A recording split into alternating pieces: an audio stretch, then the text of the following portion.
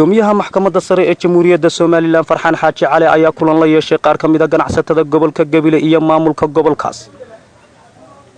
kulankan oo lagu lafagurayay sidii kor loogu qaadi lahaa arrimaha garsoorka iyo cadaalad ayaa waxaa ka qayb galay maayarka magaalada Gabiley oo faahfaahin dheeraad ka bixiyay kulankan iyo ahmiyadda uu leeyahay. waxaana hadaladiisii ka mid ah gudoomiyaha maxkamadda sare ee Jamhuuriyadda Soomaaliland iyo bahdiisii garsoorka gobolka oo u yimiday gobolka xog waraysi ku saabsan xaaladda garsoorka gobolka dib u curashadii gudoomiyay intii madaxweynaha Jamhuuriyadda Soomaaliland uu magacaabay uu wadayba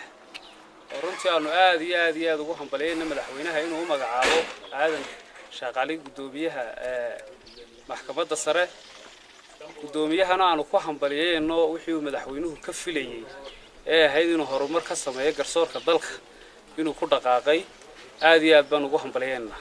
iyo tallaabooyinka aad muhiimka guud ahaan cadaaladii dalka iska bedelay wuxuu ahaa kulankani kulan isxog waraysiya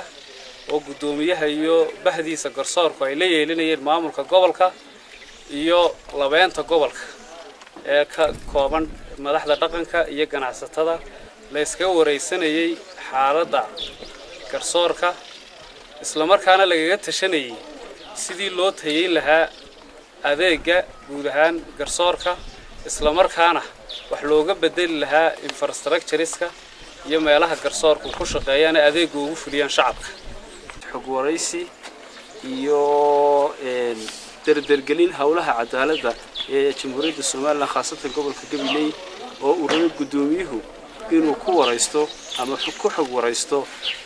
akhyaarta maamulka odayaasha salaadiinta waxgarabka iyo dhammaan bulshada qaybaheeda kala duwan ee gobolka Gabiley wuxuu noogu dhacay si aad u wanaagsan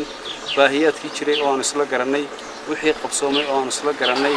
in aad waxaan ugu mahadnaqaynaa gudoomiyaha booqashadana noogu yimid kala gudoomiyaha maxkamadda sare ee Jamhuuriyadda Soomaaliland Farxaan Xaaji Cali oo faahfaahin dheeraad ka bixiyay kulankan uu la yeeshay guddiga ganacsatada iyo maamulka gobolka Gabiley ayaa hadaladiisna waxa ka mid ahaa oo aan ku dabagalaynay sida garsoorku u socdo khaasatan gobolkan Gabiley waxa kaloo uu dabagalay baahiyaha jira sidii garsoorka wax loola qaban lahaa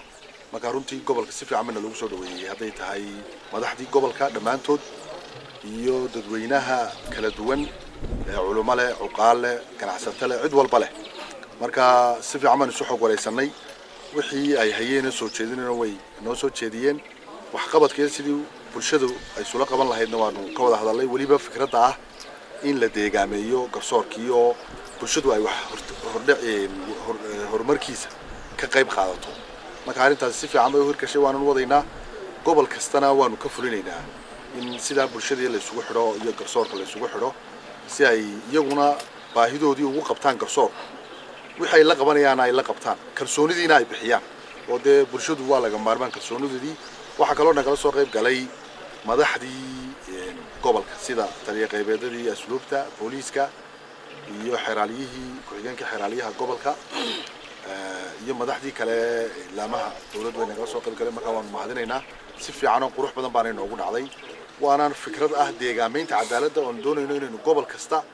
iyo degmo kasta ka fulino si horumar loogu sameeyo garsoorka waana mahadsantihiin Cabdi Abdullaahi Daahir telefishinka caalamiga Somali Channel Gabiley.